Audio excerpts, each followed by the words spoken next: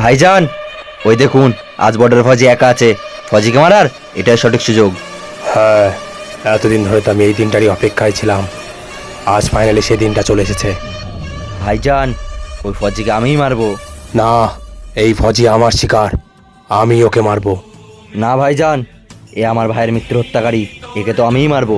ঠিক আছে, যা তোর ইচ্ছে পূরণ করে নে, মেরে দে ওই ফৌজিকে। মা, তোমার কথা খুব মনে পড়ছিল, তাই ভাবলাম একটু তোমার সাথে কথা বলে নি। মা, হঠাৎ করে আতঙ্কবাদীরা আক্রমণ করে দিয়েছে, আমি তোর সাথে পরে কথা বলছি।